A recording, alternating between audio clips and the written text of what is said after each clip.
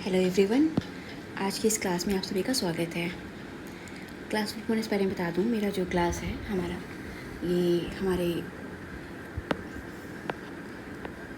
UGC के द्वारा जो एनटीए नाम का ऑर्गेनाइजेशन है वो आपका हमारा नेट एंड जेआरएफ की एग्ज़ाम्स लेता है और हम इसी एग्ज़ाम्स की तैयारी करेंगे।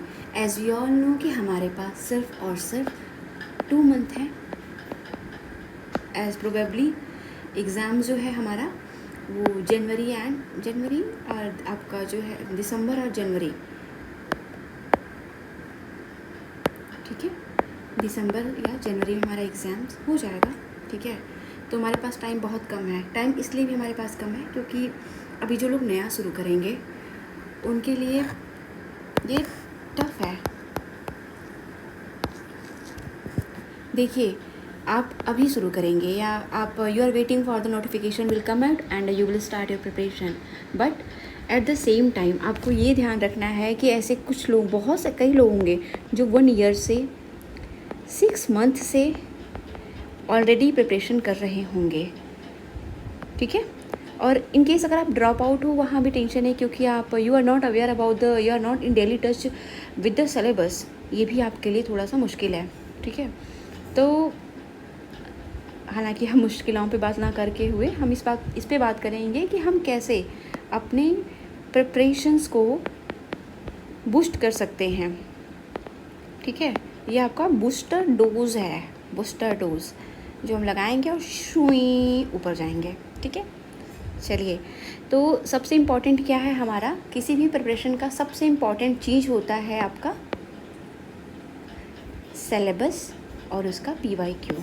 ठीक है, उसका क्या होता है, फर्स्ट थिंग इज़ सिलेबस जो आज हम इस वीडियोस में देखेंगे, और दूसरा होता है PYQ। बहुत इंपॉर्टेंट रोल प्ले करता है। इसके द्वारा आपको पता चलेगा किस टाइप के क्वेश्चंस आ रहे हैं, आपको क्वेश्चंस को कैसे टैकल करना है। आप कुछ चीज़ें सीखोगे, आपको टेक्निक पता चलेंगी कि आपको कौन से क्वेश्चंस को किस तरह से आप सॉल्व कर सकते हो। आपको क्वेश्चंस नहीं आता है तो भी, and I will definitely going to teach you. ठीक है, अब ये मत कहना कि यार तुक्का नहीं लगता है। Obviously I am not talking about the तुक्का।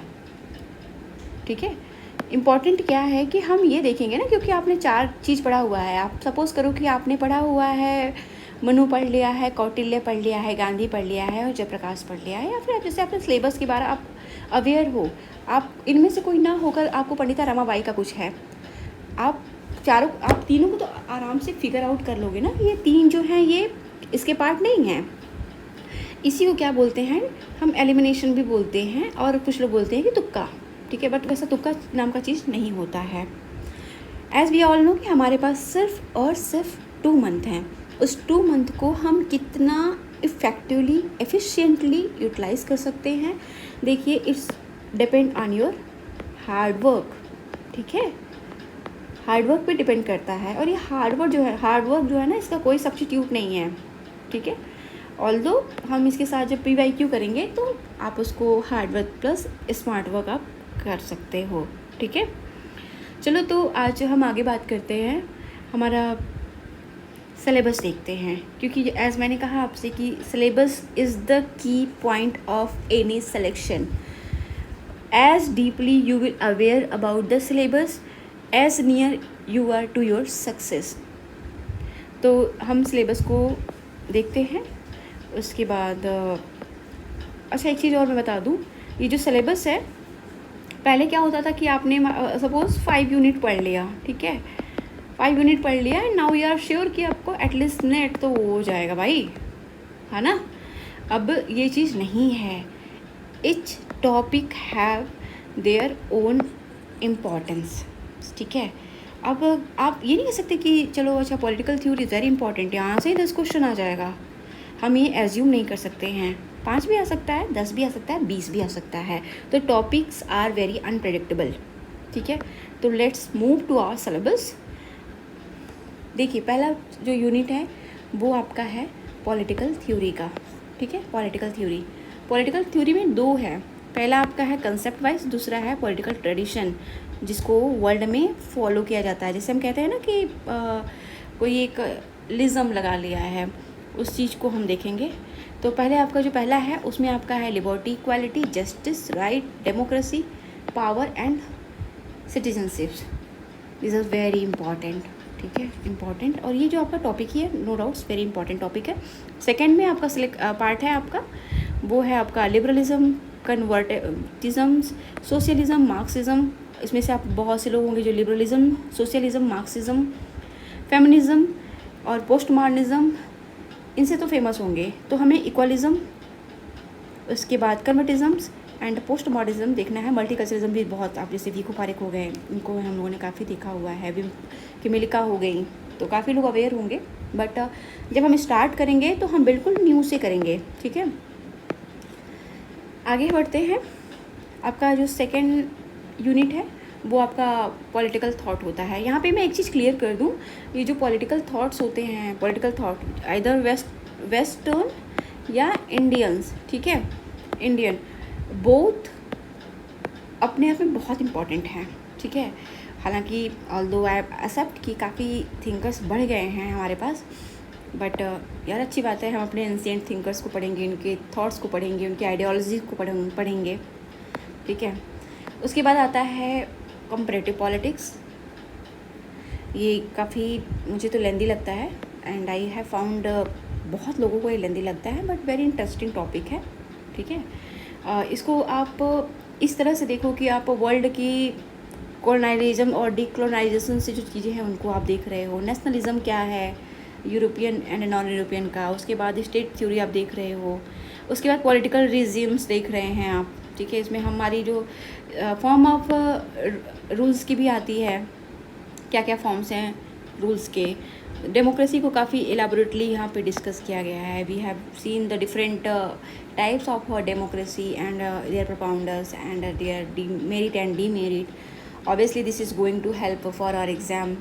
अपार्ट फ्रॉम दैट हम स्ट्रक्चर्स ऑफ पावर देखेंगे, ruling class, power elite, democratic, जो हमारे वर्ल्ड के डिफरेंट पार्ट में जिनको हम एग्जीक्यूट किया जा रहा है, हम वही चीज़ें देखेंगे, ठीक है। कोई रॉकेट साइंस नहीं है ये। इसके बाद जो है हम आएंगे फिफ्थ यूनिट पे, जो पर्सनली मेरा बड़ा फेवरेट है, ठीक है, IR। तो इसमें क्या होगा कि आप हम जैसे कि हो गया different world organisation, WTO, G20, BRICS सम्मेलन, आसियान, सार्क, ठीक है, यूनाइटेड नेशन, उसके डिफरेंट आर्म्स, उनके वर्क, ठीक है, उनका क्या इम्पोर्टेंस है आफ्टर वर्ल्ड वार, वो कितना उनका मतलब पोटेंशियल है, अभी उनका कितना रिलेवेंस है, कितना नहीं है। हम वो सारी चीज़ों को काफ़ी वेल मैनर में देखेंगे, ठीक है। मुझे टॉपिक बड़ा पसंद आता है। और दूसरा जो है India foreign policy, this is also my one of the favourite topic. I think कि जितने भी PSIR के स्टूडेंट हैं उनके सबका ही होगा, because we all see that how India जो इमेज है, इंडिया का जो वर्चस्व है, हेजेमनी है, वो वर्ल्ड में इंक्रीज़ हो रहा है, ठीक है।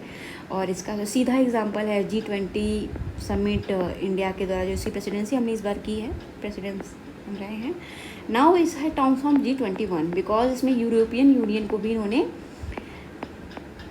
शामिल कर लिया है, ठीक है।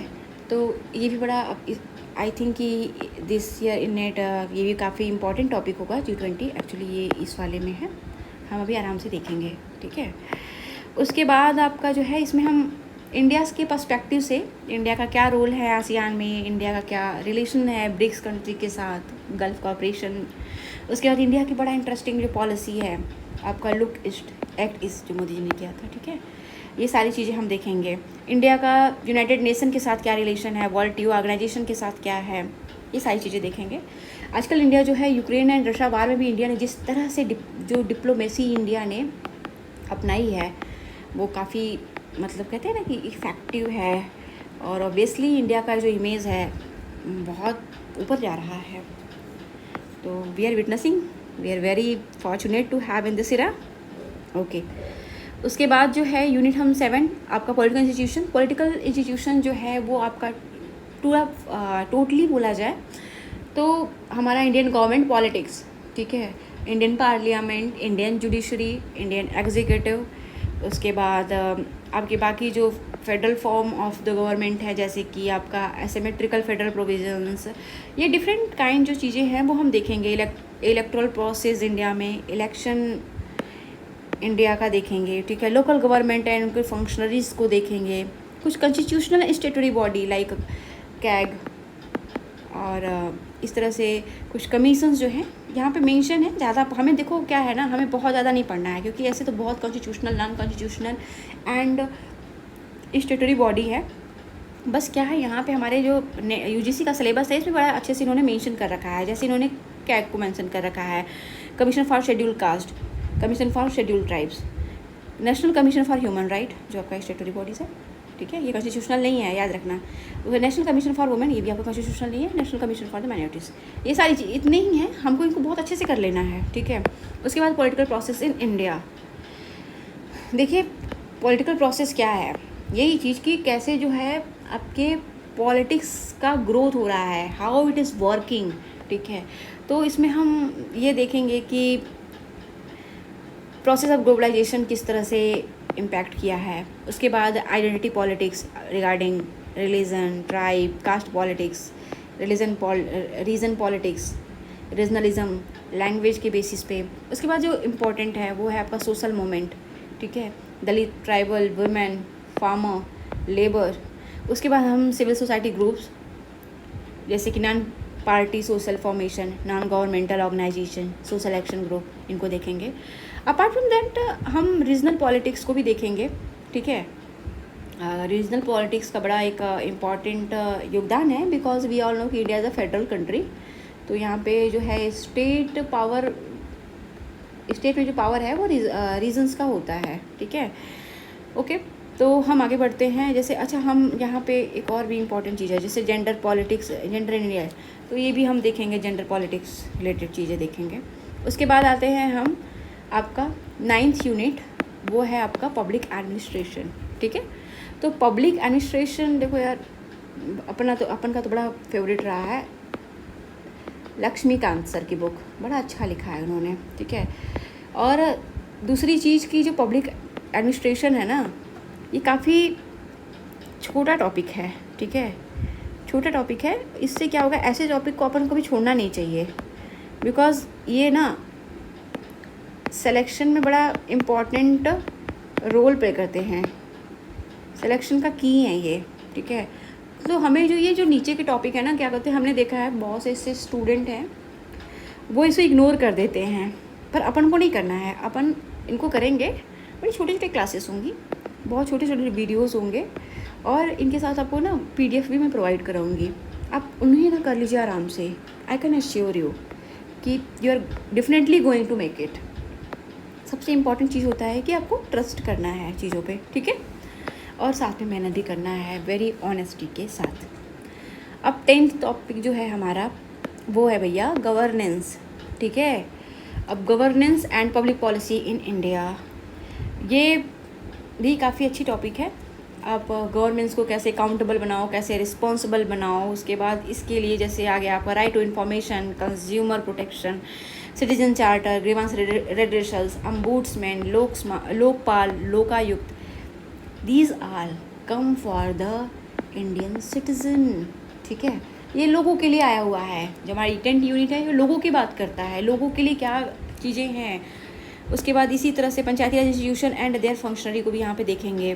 प्लानिंग कमीशन हो गया, प्लानिंग एंड डेवलपमेंट, इनको हम देखेंगे। नीति आयोग से भी रिलेटेड इसमें कुछ चीज़ें हैं, उन्हें हम बड़े अच्छे से देखेंगे। उसके बाद हमारे लिए गवर्नमेंट की जो कुछ स्कीम है ना, PM यार गवर्नमेंट स्कीम जो है कुछ पर्टिकुलर दिया हुआ, आपको पूरा स्कीम नहीं देखना है, ठीक है। यहाँ पे इन्होंने कुछ दिया हुआ है, जैसे कि हम देखना, हमें ये देखना है, हमें मनरेगा चीज़ें देखनी है, ड्रिंकिंग वाटर से रिलेटेड कुछ चीज़ें हम देख लेंगे, फूड सिक्योरिटी के रिलेटेड देख लेंगे। These are playing very key role in the execution and implementation of the policy, ठीक है। तो हम इन सब चीज़ों को बड़े अच्छे से देखेंगे, बहुत ही इलेबोरेट मैनर में देखेंगे।